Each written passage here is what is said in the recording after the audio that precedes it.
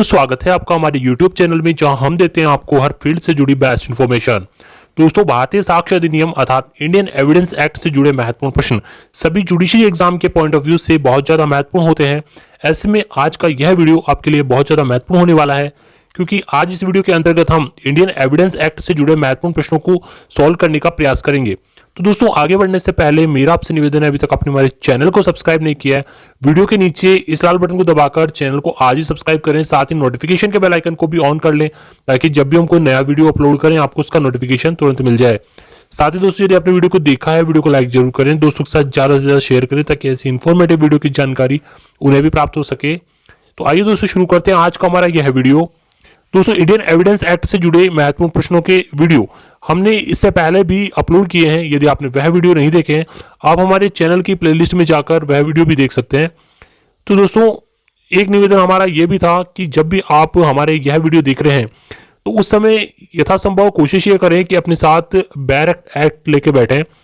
Barrack लेकर बैठने से होगा ये कि हमारे द्वारा बताए जाने वाले सभी प्रश्नों के सेक्शंस, धाराएं, अनुच्छेद और आर्टिकल, ऑर्डर तथा सभी प्रकार की जानकारी आपको एक ही बार में क्लियर हो जाएगी और आपको अच्छे से समझ में आएगा। तो दोस्तों, शुरू करते हैं आज का हमारा यह वीडियो। दोस्तों, इंडियन एविडेंस एक्ट के अंतर्गत आज का हमारा पहला प्रश्न है कि एक पुलिस हेड कांस्टेबल को पुलिस अभिरक्षा में दी गई सह स्वीकृति को न्यायालय में किस रूप में साबित किया जा सकता है या नहीं। तो इसका सही आंसर होगा कि उसे साबित नहीं किया जा सकता। नंबर 1 इसका सही आंसर होगा। तो इस संदर्भ में धारा 25 प्रावधान करती है, इंडियन एविडेंस एक्ट की धारा 25 कहती है कि पुलिस ऑफिसर से की गई सह स्वीकृति को साबित ना किया जाना।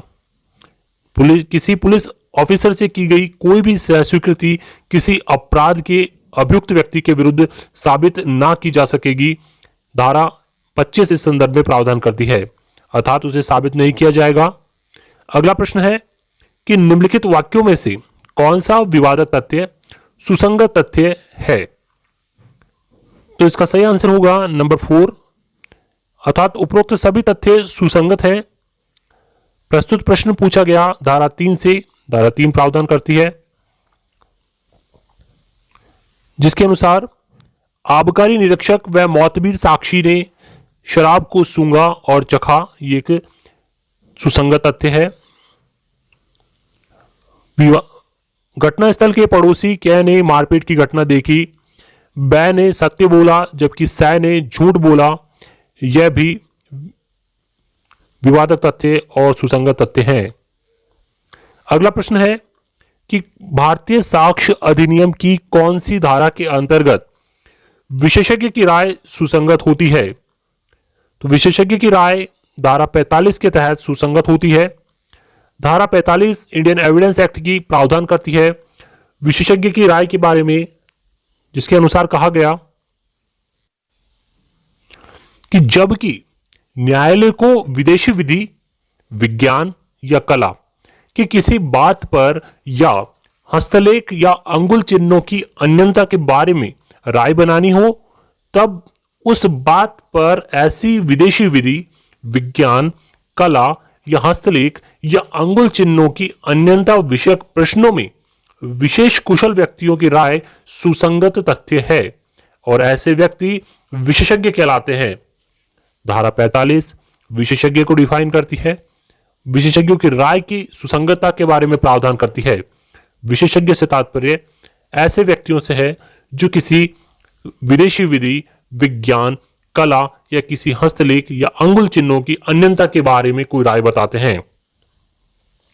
अगला प्रश्न है, सिविल मामलों में अध्यारोपित आचरण साबित करने के लिए शील का साक्ष्य कैसा होता है। तो शील का साक्ष्य विसंगत होता है। सिविल मामलों में अध्यारोपित आचरण को साबित करने के लिए शील का साक्ष्य विसंगत होता है। प्रस्तुत प्रश्न धारा 52 से पूछा गया है। धारा 52 इस संदर्भ में प्रावधान करती है, जिसके अनुसार कहा गया कि सिविल मामलों में अध्यारोपित आचरण साबित करने के लिए शील विसंगत है। सिविल मामलों में यह तथ्य कि किसी संप्रकृत व्यक्ति का शील ऐसा शील है ऐसा है कि जो उस पर अध्यारोपित किसी आचरण को अधिसंभाव्य या अनधिसंभाव्य बना देता है, विसंगत है, वहां तक के सिवाय जहां तक कि ऐसा शील अन्यथा सुसंगत तथ्य से प्रकट होता है। धारा 52 इस संदर्भ में प्रावधान करती है। अगला प्रश्न है कि दांडिक कार्रवाइयों में अभियुक्त का पूर्वतनशील कैसा होगा और क्या रिलेवेंसी होगी उसकी। तो धारा 53 इस संदर्भ में प्रावधान करती है, यह एक सुसंगत होगा धारा 53 के तहत। तो धारा 53 का मूल पाठ कुछ इस प्रकार है कि दांडिक मामलों में पूर्वतन अच्छा शील सुसंगत है, अर्थात दांडिक कार्रवाइयों में यह तथ्य सुसंगत होता है कि अभियुक्त व्यक्ति अच्छे शील का है। धारा 53 इस संदर्भ में प्रावधान करती है और यह सुसंगत होगा। अगला प्रश्न है कि दांडिक मामलों में यह तथ्य कि अभियुक्त व्यक्ति बुरे शील का है, क्या वह सुसंगत होगा या विसंगत। तो इस संदर्भ में धारा 54 प्रावधान करती है कि यह विसंगत है जब तक कि इस बात का साक्ष्य ना दिया गया हो कि वह अच्छे शील का है, जिसके दिए जाने की दशा में वह सुसंगत हो जाता है। धारा 54 इस संदर्भ में धारा 54 में कहा गया कि उत्तर में होने के सिवाय पूर्वतन बुरा शील विसंगत नहीं है।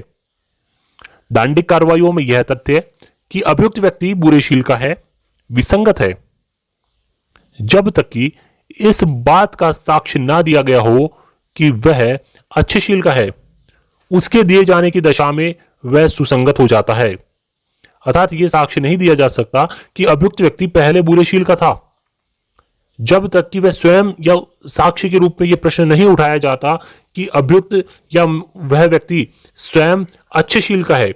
अगर वह ये कहता है कि वह अच्छे शील का है, तब वह तथ्य कि यह व्यक्ति अच्छे शील का नहीं है सुसंगत हो जाता है, परंतु वैसे यह सुसंगत नहीं है, यह विसंगत है। परंतु यदि यह प्रश्न उठा दिया जाता है कि वह व्यक्ति अच्छे शील का है, तो यह सुसंगत हो जाता है। धारा 54 इस संदर्भ में प्रावधान करती है। अगला प्रश्न है कि मृत्युकालीन कथन सुसंगत और साक्ष्य में ग्राह्य है। एक कथन दिया गया, उस कथन के पीछे का कारण दिया गया कि मृत्युकालीन कथन की ग्राह्यता, संगतता और साक्ष्य में ग्राह्यता के कारण आवश्यकता का सिद्धांत है। तो क्या ऐसा संभव है कि मृत्युकालीन कथन जो होते हैं वह सुसंगत होते हैं और साक्ष्य में ग्राह्य होते हैं? और इसके पीछे का कारण यह है कि मृत्युकालीन कथन जो है वह साक्ष्य में ग्राह्यता का कारण आवश्यकता का सिद्धांत है कि यह आवश्यकता है, इसीलिए इसे लिया जाता है। तो इसका सही आंसर है कि कै और ख दोनों ही कथन सत्य हैं। ख कै की सही व्याख्या भी करता है।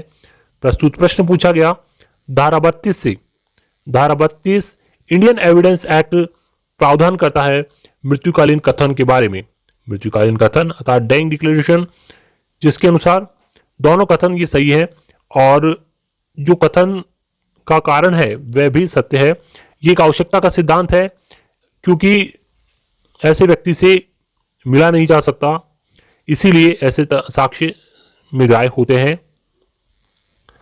अगला प्रश्न है, कथन दिया गया कि कुछ प्रकरणों में सह स्वीकृति की संपुष्टि प्रकरण की परिस्थितियों में आवश्यक हो जाती है और उसका कारण बताया गया कि सभी प्रकरणों में न्यायिकतर सह स्वीकृतियों की संपुष्टि होनी चाहिए। तो क्या यह कथन और कारण सत्य है? तो इस संदर्भ में धारा 24 प्रावधान करती है, जिसके अनुसार इसका सही आंसर होगा नंबर 1, अर्थात कै और ख दोनों सही हैं, लेकिन ख कै की सही व्याख्या नहीं करता। अगला प्रश्न है कि न्यायालय के निरीक्षणार्थ प्रस्तुत किए गए दस्तावेज में सम्मिलित है, अर्थात दस्तावेज में क्या क्या चीजें शामिल हैं। तो दस्तावेज की जो डेफिनेशन भारतीय साक्ष्य अधिनियम की धारा 3 के अंतर्गत दी गई। धारा 3 के अंतर्गत इंटरप्रिटेशन क्लॉज दिया गया, अर्थात निर्वचन खंड है, जिसके अंतर्गत कई डेफिनेशंस बताई गई हैं और जिसमें 5वीं डेफिनेशन जो है वह दस्तावेज की है। टोटल इसमें 10 डेफिनेशन बताई गई है और 5वां जो है वह डॉक्यूमेंट की डेफिनेशन बताई गई। धारा 3 के अंतर्गत कहा गया कि दस्तावेज से ऐसा कोई विषय अभिप्रेत है जिसको किसी पदार्थ पर अक्षरों, अंकों, चिन्हों के साधन द्वारा या उनमें से एक या एक से अधिक साधनों द्वारा अभिव्यक्त या वर्णित किया गया है, जो उस विषय के अभिलेखन के प्रयोजन से उपयोग किए जाने को आश्रित हो और उपयोग किए जा सकें। इसी संदर्भ में एक दृष्टांत दिया गया कि लेख दस्तावेज हैं, मुद्रित, शिलाचित्रित और फोटो चित्रित शब्द भी दस्तावेज हैं, मानचित्र या शिला पर उत्कीर्ण लेख भी दस्तावेज हैं, उपहंसांकन भी दस्तावेज हैं। तो प्रस्तुत प्रश्न धारा 3 के प्रथम दृष्टांत से पूछा गया है और इस दृष्टांत के अनुसार ये सभी चीजें अर्थात लेख, मुद्रित, शिलाचित्रित या फोटो चित्रित शब्द, मानचित्र या शिला पर उत्कीर्ण लेख और उपहंसांकन सभी दस्तावेज की श्रेणी में आते हैं। अगला प्रश्न है कि प्राइमरी एविडेंस अर्थात प्राथमिक साक्ष्य है। प्राथमिक साक्ष्य क्या होते हैं? धारा 62 इस संदर्भ में प्रावधान करती है, जिसके अनुसार इसका सही आंसर होगा नंबर 1, अर्थात न्यायालय के निरीक्षणार्थ प्रस्तुत दस्तावेज प्राथमिक साक्ष्य कहलाते हैं।